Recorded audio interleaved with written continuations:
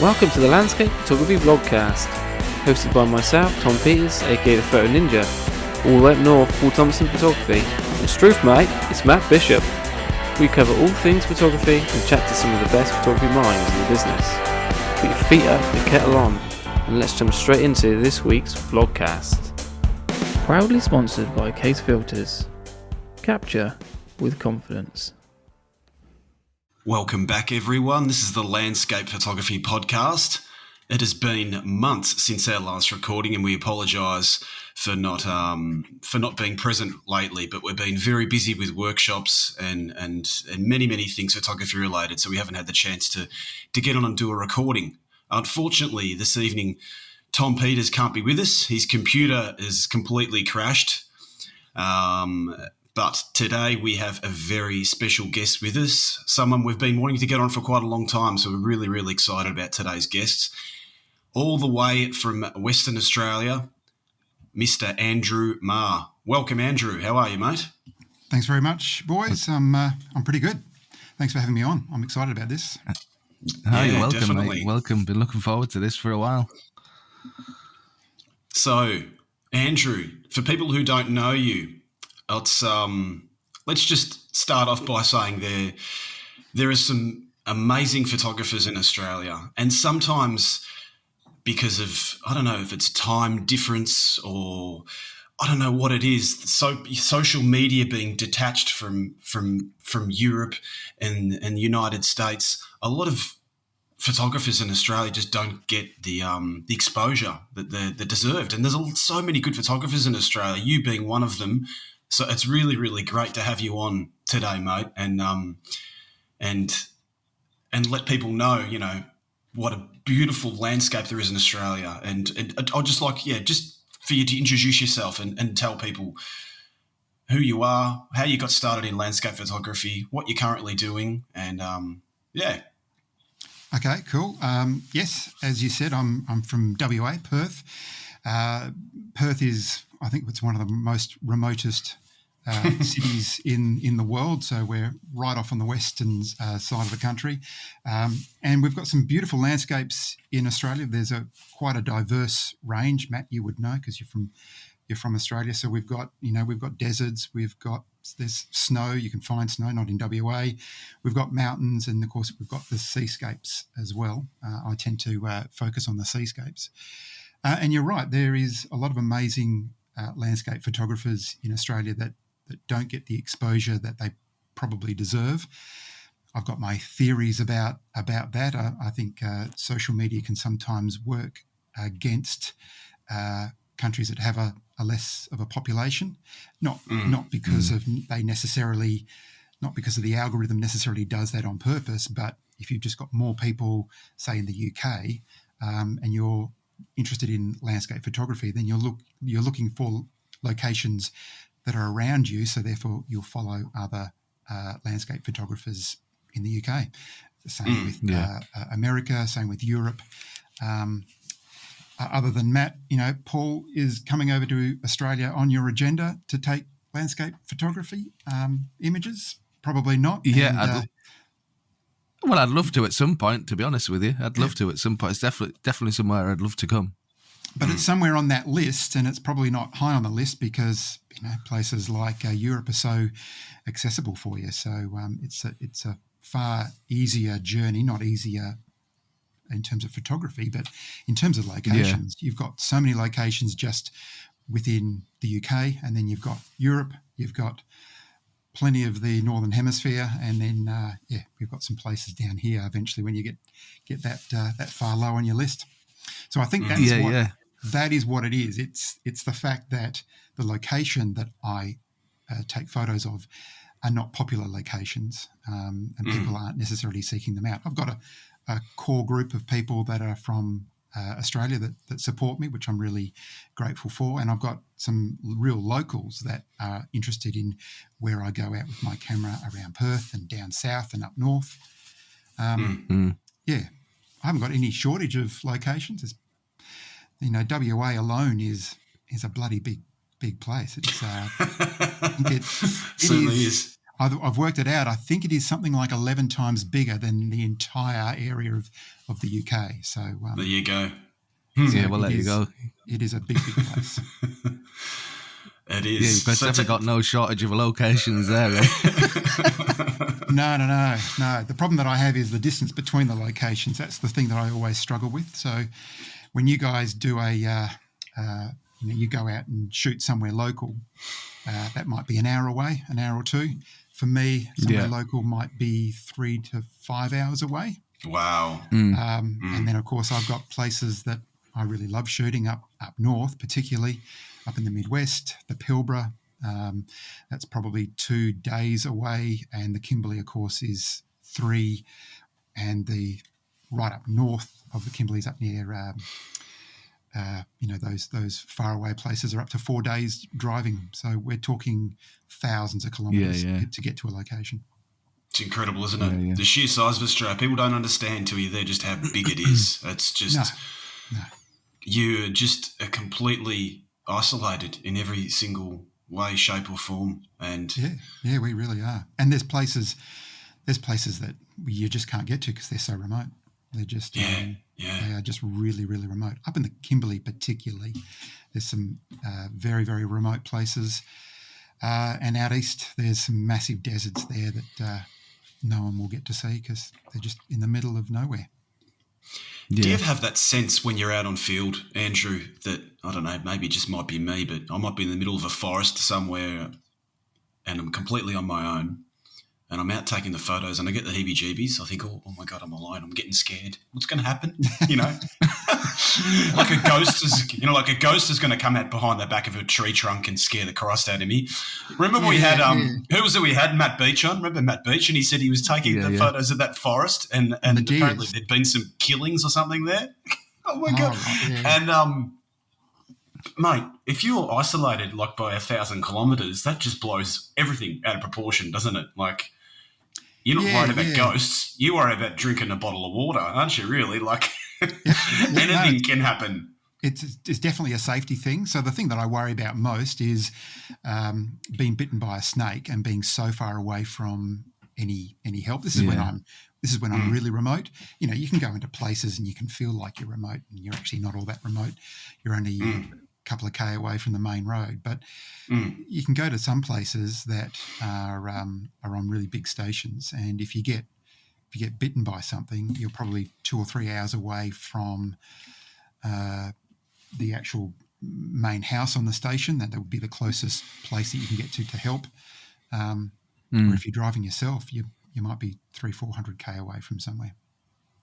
So that's the stuff that I worry about. So I usually have a GPS on me and Garmin InReach on me all the time. So if I do get stuck, and touch wood, I haven't yet, but that'll get me out of trouble. Make a great video as well. Definitely. It's a bit extreme to go to for a video, though, isn't it? It would be, but hey, the YouTube game, it's a funny beast. You're telling me. Yeah. So people who don't know, Andrew's got a YouTube channel that you've had for how many years now, mate? I started in 2016, so I've had it for a while. Yep, had it for a while. Yeah. I really enjoy it. I can remember coming across it. I think it was pretty much when you started. I was just really, really homesick and just looking for inspiration, just wanted to see some Australian landscapes. And I remember coming across your channel in the beginning, and from word go, you did a really, really good job, mate. You're very, for people who don't know Andrew Marr's YouTube channel, go and check it out, because it is such a great place to go and immerse yourself in landscape photography and see the Australian landscape. And you do an awesome job of capturing that isolation, especially your latest work with your drone work, mate, has really gone off, hasn't it? I can see that you're taking that to another level now, aren't you?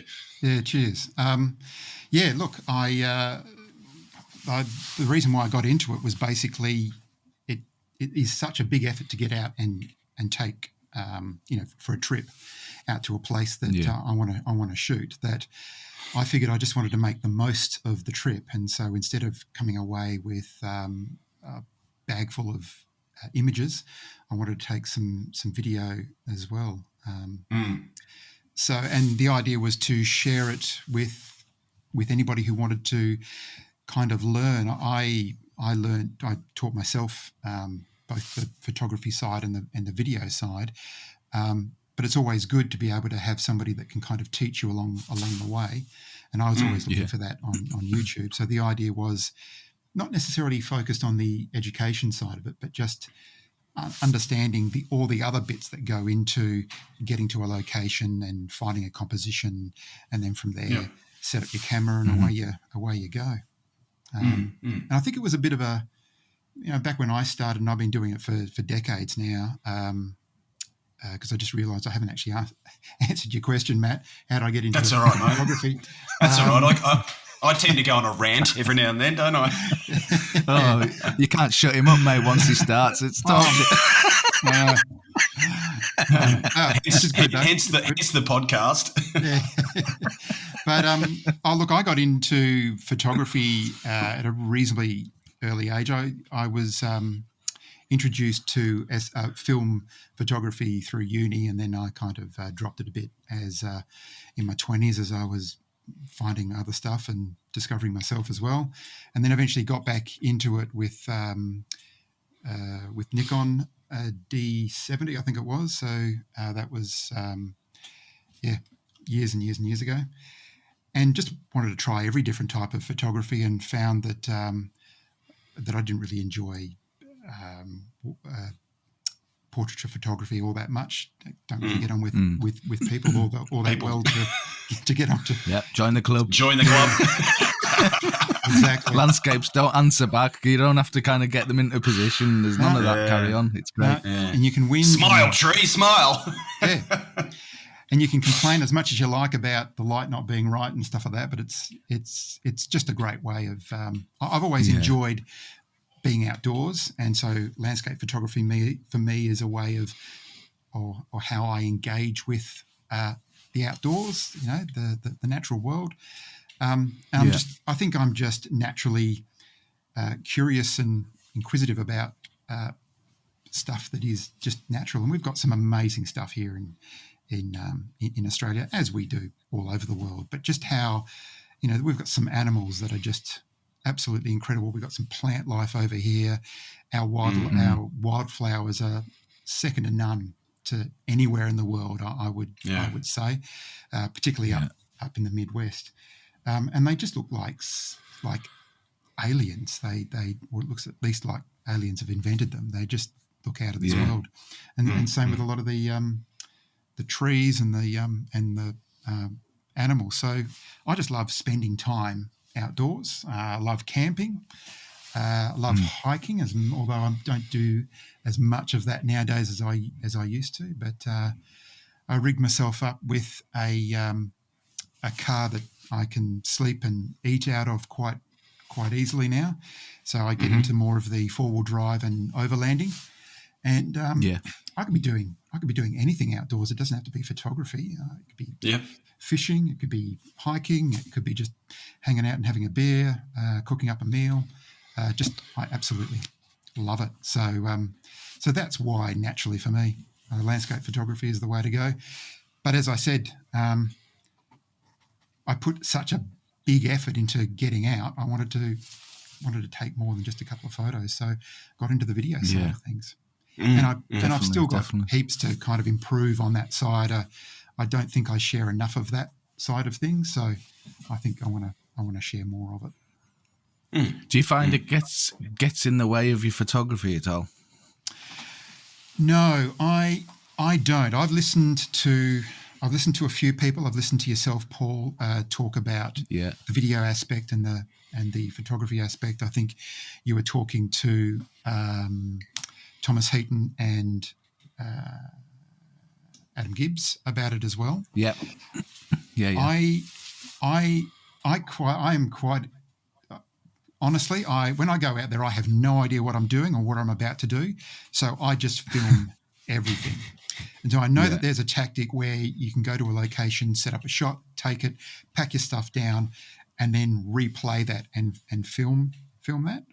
But I reckon that would get in the way of a lot of my photography, only because, even though that would be so convenient, because you'd make sure that you got the right shots and stuff like that, which quite often I'm in the editing suite and I'm just cursing myself for not getting enough B-roll or the right B-roll or all that. I do exactly the same, because I don't plan anything. I don't do planning. I'm not very good at planning at all, so I just fly by the seat of my pants most of the time. No, if I came up with a plan, it would be pretty much what I wouldn't do, and then I'd do something else which is off the plan. That's how I work, unfortunately. So what I do is when I'm looking for a spot to actually set up and take a shot of, I am really looking for things that are interesting, or that are catching my eye, that are interesting to me, either the patterns and colours and textures and stuff. And I use, while I'm looking around and exploring, I'm just taking video of that stuff. And what I'm trying to do in my videos is give a little bit of a hint of what I might be shooting. So I might take a shot of like some B-roll of a wave, or how it crashes over a rock, or how low the sun is getting, or what the clouds are particularly doing. And I'll take B-roll of all of that stuff, with the idea that it'll be some of those elements that I'll be putting together and in a composition at some stage. So I think early on it was actually helping me with my photography. It doesn't so much nowadays. And look, there are some times where, because things change when you've got a channel and you're trying to maintain it, there's some times where I'll go out to take some photos, or I'll go out to take a video, which is some photos and a video. So that adds the pressure, obviously, because you need to go to a place where, all of that can come together. Yeah, definitely. It's good to actually shoot what's catching your interest, though, because I guess what you're trying to get across to the audience then is what's actually catching your eye as a photographer. Yeah, which kind of makes more sense, really. Yeah, and it's an amazing skill to have, Andrew, isn't it? To be able to do that. It's not easy. I don't think a lot of photographers can do what you do, mate. Look, I don't think I do it. I don't think I do anything special. What I actually do is I'll grab the video and the camera that I'm taking the video with, and I'll actually do some compositions. Like there'll be this really interesting rock, and I'll just compose it within a scene. It probably won't make a great image, but it's okay because I can move the camera around, and I'm just giving the audience an opportunity to have a look at the grain or the colours of the rock. And then I'll go off and do something else. And so I get a few comments in my videos about, why didn't you take a photo at 1 minute 43, or there was a great shot at 3 minutes 48 and stuff like that, which, hats off to you. Come out here and take the bloody photo yourself. I'm probably not thinking about images, but I am thinking about composition. So that's good. It's good that you're getting good interaction, though, isn't it? I mean, absolutely, that is. Yeah. It's good interaction. I mean, people are watching your videos and they're being attentive. So it's always and part of the purpose of it is to actually find those compositions and put the question in the viewer's eye of, was there an image there? I think there might actually be an image there. And of course, just that exercise, or that in itself is meaning that the viewers are starting to compose things within the video. Yeah, for sure. And I think recently, from myself at least, I've been trying to include images that aren't maybe always first class images, and probably ones that I probably wouldn't have definitely posted. But I think I got myself into this sort of frame of mind when I first started, that I had to get a banger of a shot every time I did a video. Yeah. And the more as more time's gone by, I think it's more helpful to the viewer if I show the ones that aren't exactly brilliant either. Yeah, I think that's actually a really powerful thing. Yeah, all too often people have this thing in the mind about people who do YouTube, is that we always get the good shots. And it's just not. It's not reality, is it? Really? It's not. It's not. And that's good for two reasons. One is you're showing more of an authentic catch of images, if you like, a capture of images. Yeah. That you might be shooting for 3 or 4 days in a location, and you might only walk away with 1 or 2. Then you've got a half a dozen or a dozen images that are all right, but the light wasn't quite right, or you might want to go back and rejig the composition. And then there's a ton of crap photos that you wish you hadn't bothered taking. But that's a more authentic way of doing it. But it is also good for yourself when you're going out and taking a photo, that you don't put the pressure on yourself that you've got to walk away with a banger, because a video is not as good as the final image that you capture in that footage. I actually think that the videos are actually far less about the photography and is more about the trip out. Yeah, it is more about the experience. Yeah. It is. So, did you put your photography before your video? For YouTube, in general, you as Andrew Marr, okay, you're an outdoorsman. You have your video camera, and then you have your what are you shooting now? Fuji, aren't you? Oh mate, I shoot everything. I've still got a Nikon Z7 here, but yes, I've got a GFX 100S. Okay.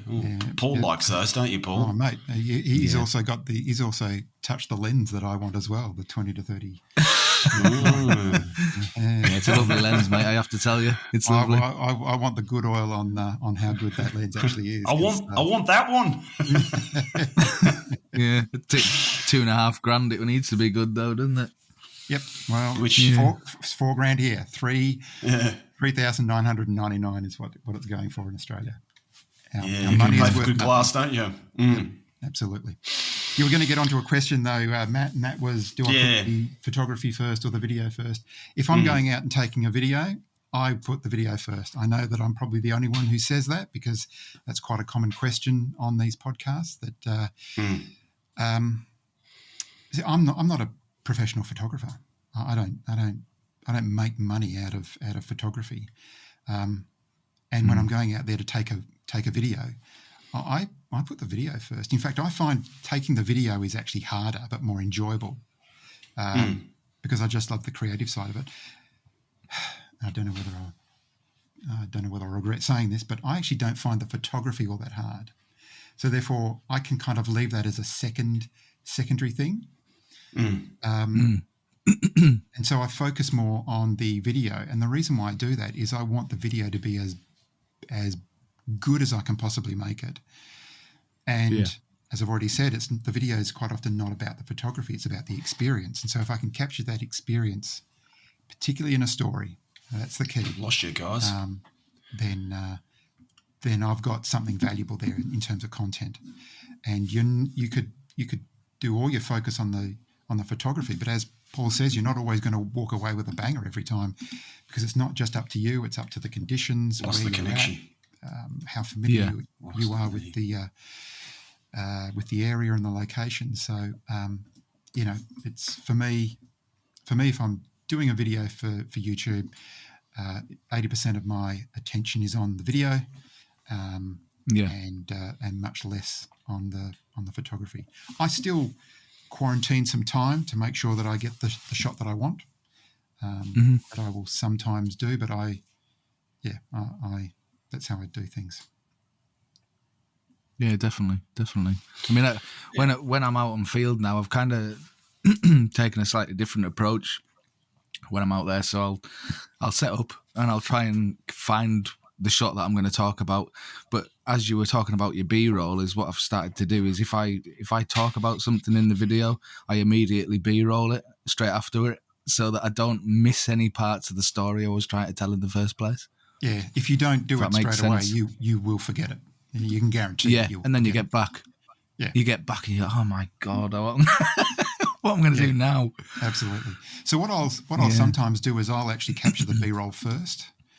And then when I'm talking about the location, I'll actually be going through my mind what I was actually capturing B-roll of. So if it's some light through the grass, or if it's a particular rock, or some patterns in the sand, I'll probably already have those those B-roll shots already in the bag, ready to go.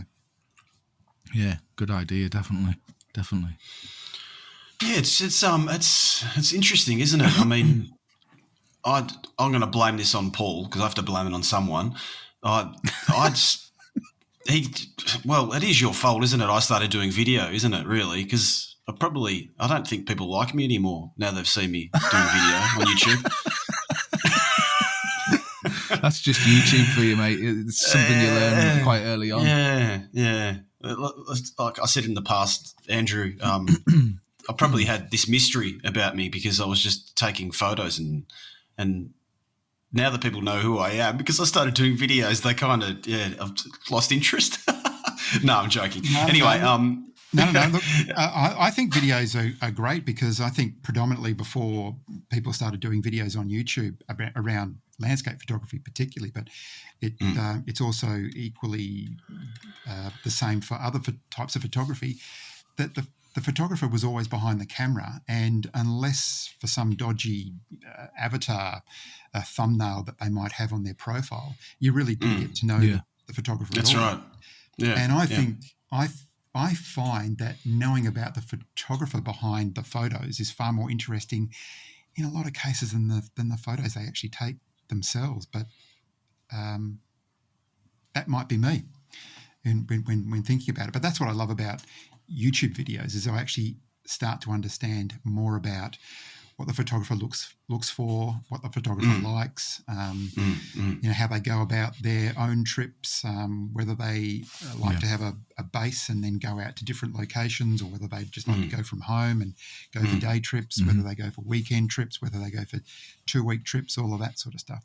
That's the stuff that interests me. And of course then feeds into the photos that I take. And for sure. When you look at your channel, for example, I mean,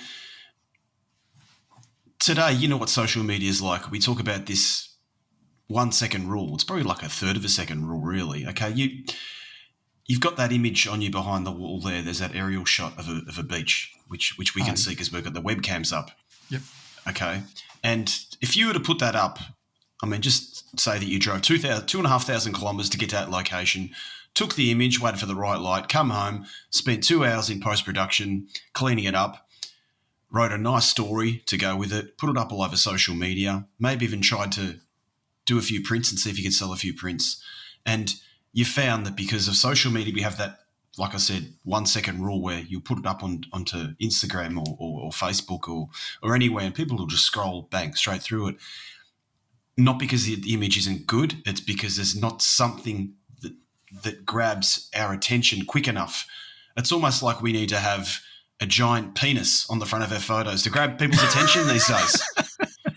Well, you try that and tell me how it goes. Badly, probably.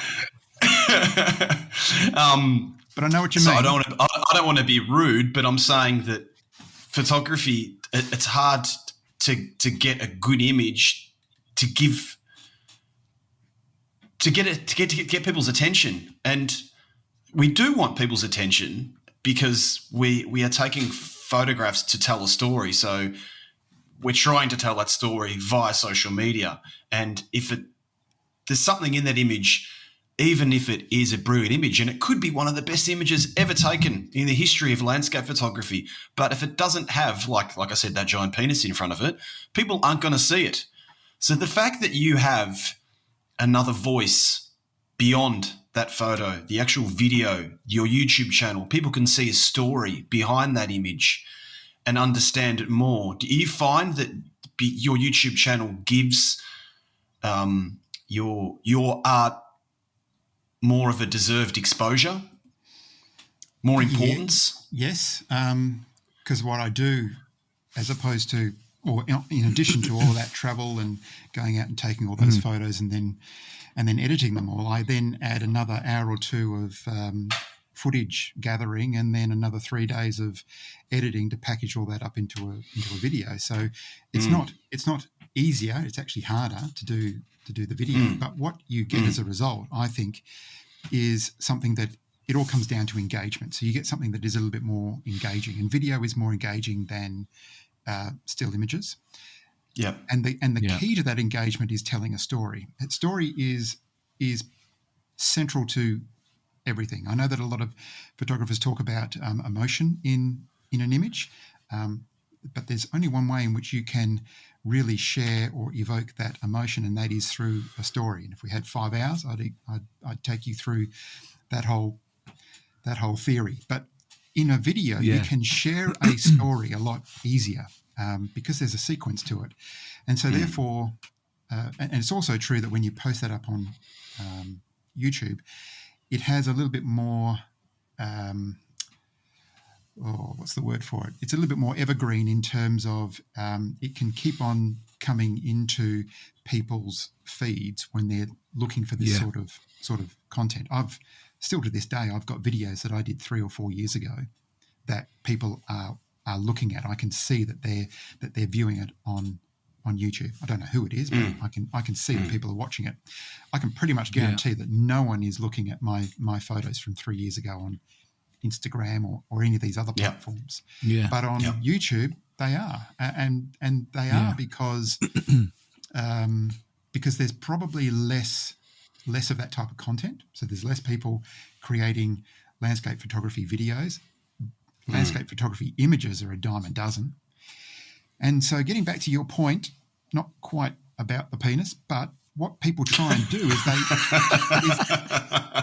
is they try and catch people's eye. They try and capture people's attention to try and engage them just for that little bit longer. And it might be, instead of a split of a second, it might be 3 splits of a second, which is just tiny. But I reckon that social media has, as a result, influenced a lot of images that are taken. I think there are some people that try and put a little bit more editing into an image because they are trying to make sure that when that goes past somebody's feed, that somebody stops on it. But unfortunately, if your image isn't really telling a story, without going into great depths about what that might be, people are going to just pass through it because they've got 300 or 400 other images in that feed that they're just going to flick through. Yeah. And it's a sad state of affairs, really. And that attention, I mean, we've talked about on the podcast in the past, you know, that it's not good for your photography, is it, to try and, you know, design your art to get attention? I mean... Today's episode of the Landscape Photography Vlogcast is proudly sponsored by Case Filters Global, bringing a high-quality filter shooting experience to many global landscape photographers and enthusiasts. Paul, Tom and Matt all use these filters on the field and highly endorse the product. So if you're looking for a filter system to add to your camera bag that is durable, easy to use and highly functional, and most importantly, optically neutral, then look no further than Case Filters. Case. Capture with confidence. If you've taken an image in a beautiful seascape, you know, right up north in Western Australia, and it's taken you forever to get there, and you've got this beautiful scene, this gorgeous foreground, unique shot, no one has ever taken it in the world, that day meant so much to you, you capture that image, and then you go home, and then you stick all this post-production into it, and you slap it with everything to get people's attention. Now, you're not doing your art any favors, are you? You should be editing that image to how you want the image to be, you know, what it meant to you when you're out there, and giving that image some justification for being printed or for another means. I mean, in 10 years' time, you could look back at an image that you took and have a print of it on the wall, and it's so much more important, that print on a wall, than it is to have something lost in a feed on social media. Look, I think so. I take your point. I think social media has a lot of positives as well as of course it does. Yeah, negatives. I think one of the positives that come out of social media is, I think, as you're learning about where you want to go with your photography, you're influenced by different people. And dare I say it, back in the old days, you used to only be able to access the photography of those who created calendars or published books, which was a pretty small amount. Now you have the opportunity of being influenced by almost anybody who's prepared to share their work. I could be influenced by Paul. I could be influenced by you, Matt. I could be influenced by the next guy who comes along and takes a photo. And I think that's a really positive thing. Where it gets a little bit negative is that idea of looking for attention. And if you're not aware of why you're doing something, then that influence, that impact on why you're doing something can be negative. But if you're conscious of that, if you're conscious of the reason why you're doing it, and so therefore you go, oh look, I want this to be a really bright and cheerful image. Sure, it was the way that I was feeling at the time, but the colours just lend itself to being a little bit more cheerful. It's not I'm going to oversaturate it so that the next guy that comes along and sees that goes, holy cow, what's this? You've got to do it within. You've got to do it within a range or within a limit. And that's certainly not to say that I get my editing right every time as well. I go back and have a look at the way in which I used to edit stuff, and you can certainly see I was going through a learning process because that's for sure. That's one thing too, isn't it? It's a learning process, and you find that the longer you've been doing photography for, the more subtle you become over the years, aren't you? And I think it's definitely part of a normal process that everyone goes through in photography. The first year you're going to be into landscape photography, you're going to be downloading all these tutorials and getting these techniques and like, oh, look at that sharpening tool, and all your images all of a sudden are just so ridiculously sharp that the contrasts and whites are just blown out of proportion. And clarity, you think clarity is your friend, and it's your enemy. But the reason for that, I think, is that there's so many different elements that go into an image, and if you're not nailing these other elements, then you end up having a look at your image after you've tried to get the right settings and get the right composition and get the right positioning for your camera and stuff, and you're left with editing, and you fall into this trap of trying to save your image with the editing, and it's almost like it's a learning process that you've got to go through, and you try different things and work out what you like and what you don't like, and then you realise that in actual fact, to make this image better, I need to go back and shoot it in either different conditions or with a better composition. Because now I know what I can do with my editing. I now know what I need to capture to get it to the image that I want to share in the end. Yeah, definitely. So Andrew, being out isolated like we were talking before, and driving all those thousands of kilometres, I'm sure there has been an instance where something scared the absolute shite out of you. Have you got a scary story for us? Something that happened? I don't know. You punctured a tyre. You ran over a kangaroo. Oh no! Yeah, well, I don't know. I have. I've punctured plenty of tyres, and I've hit plenty of kangaroos. I've hit a kangaroo in the middle of the night, which was fairly terrifying. And I've hit a kangaroo just as the sun was coming up. I was trying to get to a location before the sun came up, and this poor kangaroo came out from absolutely nowhere. In fact, I only just saw it out of the corner of my eye, and it hit the non-driver's side. And luckily I had a rhubarb on, which is what you're meant to do in Australia. You wouldn't be driving around in these country areas without a kangaroo on. But I suppose, having experienced it plenty of times, the idea is to keep you cool when something like that does happen, because you don't want to react in the wrong way and make it even worse. There are lots and lots of there's lots and lots of cars out there that have flipped as a result of attempting to try and swerve and miss the kangaroo, and as a result have driven off, and you're motoring along at 110, 120 clicks, and that is only going to end up in one way, and you're not going you're not going to walk away from many of those crashes. So, yeah, well, that's how Malcolm Douglas. That's how Malcolm Douglas died, didn't he? In the end. Yeah, I think so.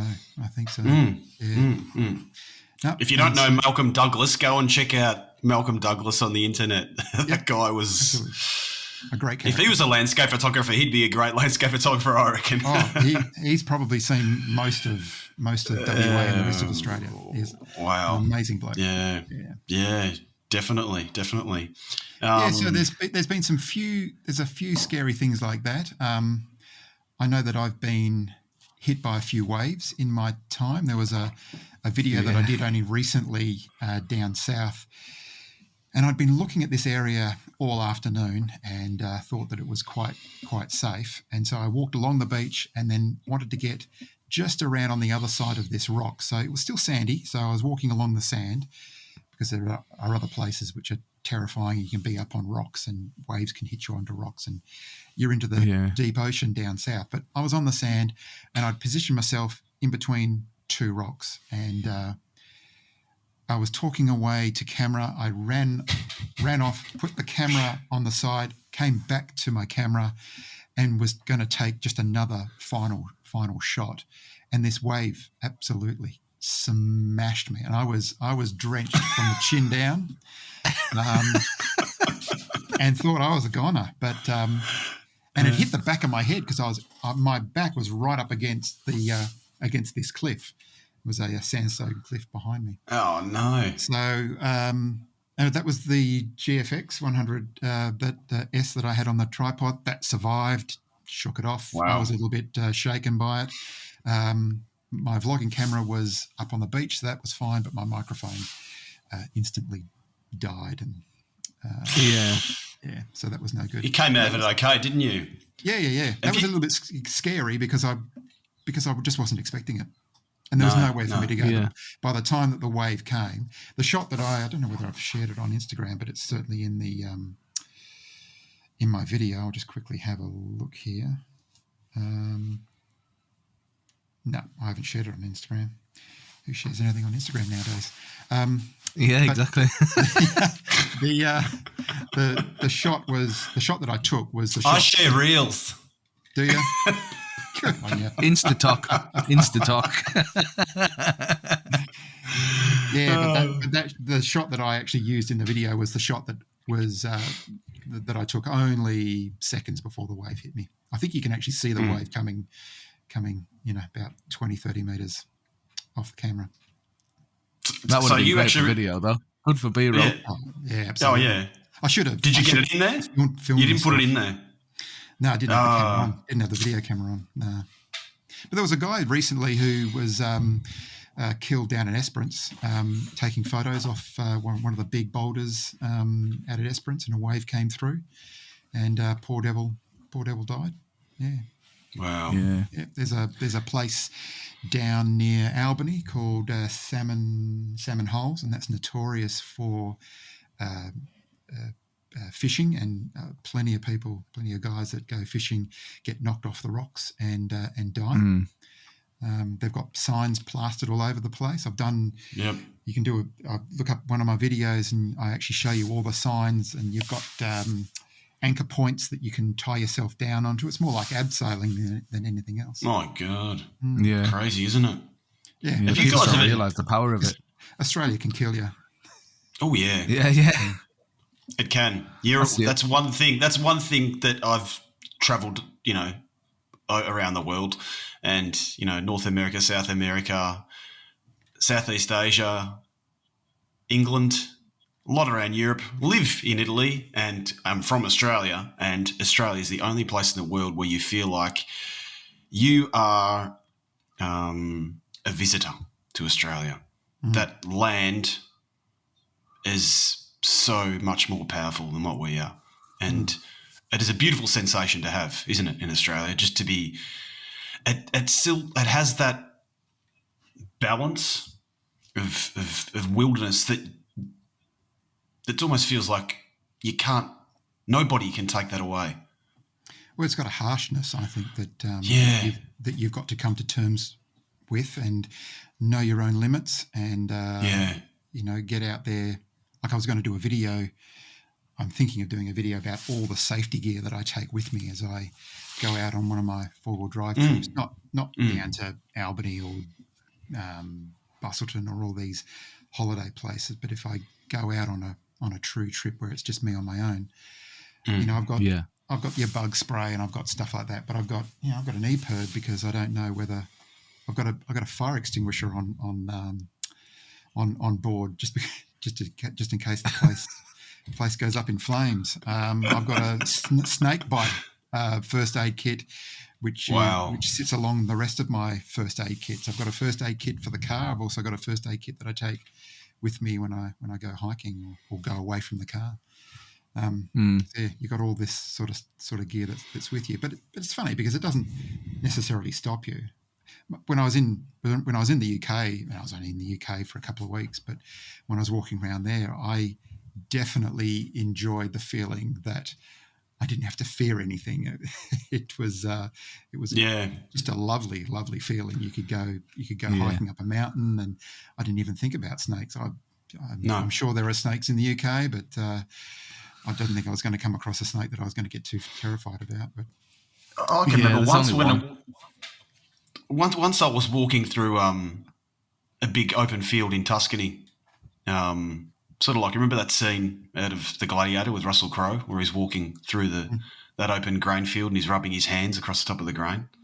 That type of scene. Well, actually, it was filmed there, so in Tuscany. And I remember walking through this area and the grass was really, really high and it was probably just above my elbows, and I'm walking through it looking for a composition. I thought to myself, if I was doing this in Australia, I'd be dead. You would never attempt to walk through a grass field in Australia, ever, would you? Because you'd at least worry about what's in there with you. Yeah. You'd be going like, oh, what touched me? Oh, it was my left foot, But it's people, landscape photographers, anyone who wants to go out to Australia. I'm sure Andrew would be more than happy to answer questions for you, as would I and some other amazing photographers in Australia. It's a beautiful, beautiful land to see, and you capture it so well, mate. You do such a fantastic job of it. Thanks. I want to put in a caveat here that we should be encouraging you to come out to Australia because it isn't that scary. It's just something that you just need to be aware of. And there are plenty of really, really, really safe places to live, to take photos of, that you don't have to worry too much about. Yeah, for sure, definitely. And Andrew, you do workshops, don't you? If people were interested in coming out, you do offer some workshops. Yeah, look, I have done workshops in the past. I'm not offering them at the moment. Okay. Only because I was doing some workshops over in Tasmania, which I was really enjoying, but we had our last one cancelled because of the bug. And I really haven't got back into it since. That the problem that I have is that I just don't have the population to be able to be permanently offering these things, unless, of course, I go over to the eastern states. There's a far bigger population over there, so I get the odd call every now and then for one-to-one workshops. But again, the problem is, like you, Matt, not you, Paul, because you're doing this full time now. But I don't do this full time, so I've got a full time contract job that I do, and that takes up plenty of my time. And then if I'm going to do any photography in between that, just with the amount of planning and time that it takes to do trips, then I've got to squeeze that into the time that's remaining. So workshops for me is probably something I wouldn't mind getting back into maybe down the track, but yeah, just trying to fit it all in, mate. Yeah, this is the problem, isn't it? Definitely. You were telling me yesterday that you'd done one in Tasmania. For people who don't know where Tasmania is, it's that little tiny island that's south of Australia, under Melbourne, and it's not that tiny. It's probably the size of the UK or bigger, isn't it? Could be wrong. Yeah, roughly. Yeah, no. No, about that size. Yep. What was it like? What was it like being in Tasmania? It is like it's its own country. It is a beautiful country down there. much colder and wetter than what we have over in the west, and certainly up north. I've been there a few times. I've done a hike about 20 years ago across the overland, which was an incredible experience. And then went back and did a series of vlogs. I did around about at least half a dozen, at least 6, maybe 8 videos over there with a couple of other photographers who are from Australia, and back then were running channels. They've since stopped doing that. But then I went back with Andrew Dawes, who was one of the photographers there, and we ran a workshop over there, and that was just brilliant. Great bunch of guys, fantastic camaraderie, and we showed them just some amazing places. We stuck to the west side of Tasmania, and it is only a small island, but reasonably big island. But all down the west side is more remote areas, as opposed to the eastern side, which is more populated. The best place in Australia, I reckon, to find waterfalls, definitely, and the coast is just magic.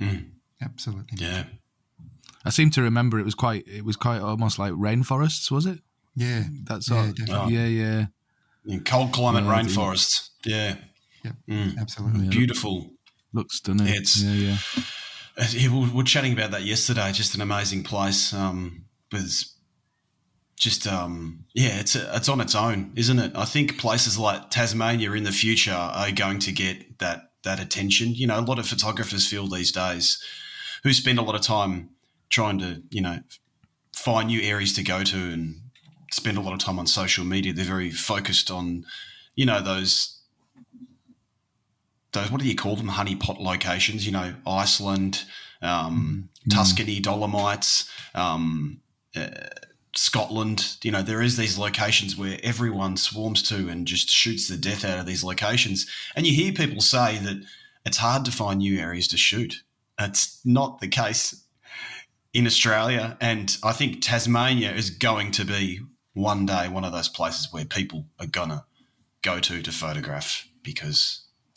it's already increasing in popularity, definitely. And you've got the dense forests, down low, and then you've got the alpine type vegetation. Those shots that you were showing me, Matt, in that book were around those higher alpine type areas across the overland, which is again just a beautiful location. Yeah, it certainly is. Yeah, it is. Yeah.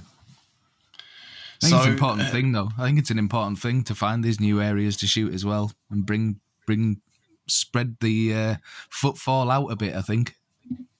Yeah, absolutely. I think the problem is it would be more popular if it was closer to more people. But of course, you don't want that because you kind of want to keep it to yourself. It preserves it as your own little secret. Not that it's my secret, but no. But yeah. That's a good thing with you, mate. You don't have to worry about setting up your tripod next to someone, do you? Where you are. No, I don't. No. In most cases, I try and avoid that. I just try and find a spot where. There's no Messerach on the pill bar, is there? No, not like you were. I saw the video where you had all got out, and Matt, you were trying to explain what everyone was doing, and you were all just lining up, and I think you were taking the same photos, weren't you? Or were you? Oh, when we're at Rocker Kalash, that's where we're off to next week. We've got a workshop. Yeah. We're taking a group up there next week, actually, mate. Which is should be good. Lucky that area is they're picnic locations. So a lot of Italians go there on weekends for picnics and things like that. And a few local photographers, but they're not. These areas aren't very well known, or they aren't really known at all on an international scale. So it's going to be quite exciting to take some foreigners to these locations. And brilliant. Yeah, we only saw about 3 or 4 photographers when we were there the whole week, didn't we? Yeah, we did. When we were there. Yeah, it was. It's great to pop into someone on the side of the road and have a chat because they might tell you, "Oh, I've just been to such and such. If you go down that road, there's a waterfall on the left. You got to go and check it out." So sometimes it's good, isn't it, to find photographers when you're out on field.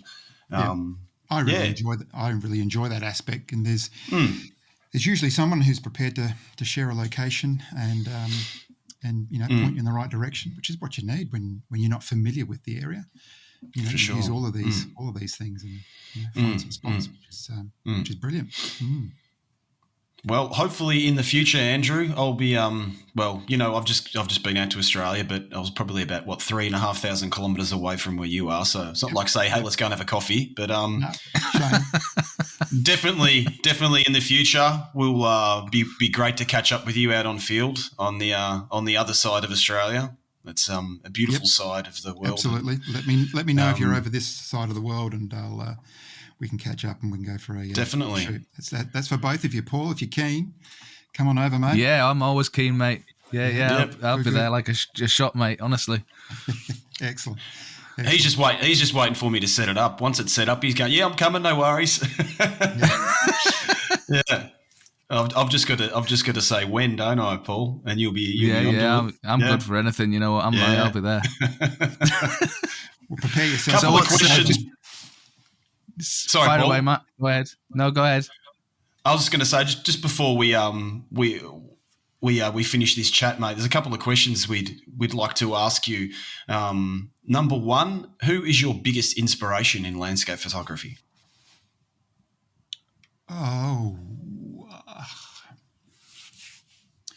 Probably Christian Fletcher. He's a WA based. Really? Yeah. Christian Fletcher. Okay. Yeah, I know Christian Fletcher quite well. Yeah. Okay. Yeah. He's. I grew up with him. I've got all of his books. Just love his style. I get inspired by the areas that he shoots. He shoots a lot of the similar areas to me. Yeah. Very dynamic photographer, isn't he? Very, very dynamic. He doesn't he doesn't have that one style, does he, or that one type of landscape. He shoots everything. Yep, He's absolutely. not afraid to experiment about anything. That's what I admire about him.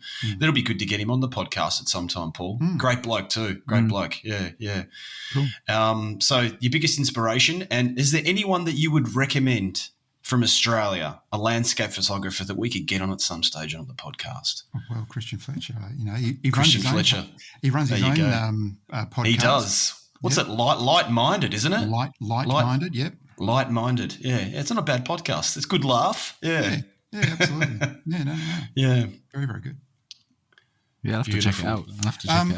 Another guy is a mate of mine, Matt. I've shot with him up in the Kimberley. I reckon he's a great little photographer. He gets to see some beautiful parts of the world. He's a chef up on the cruise ships up there, but every now and then he gets out along the coast there.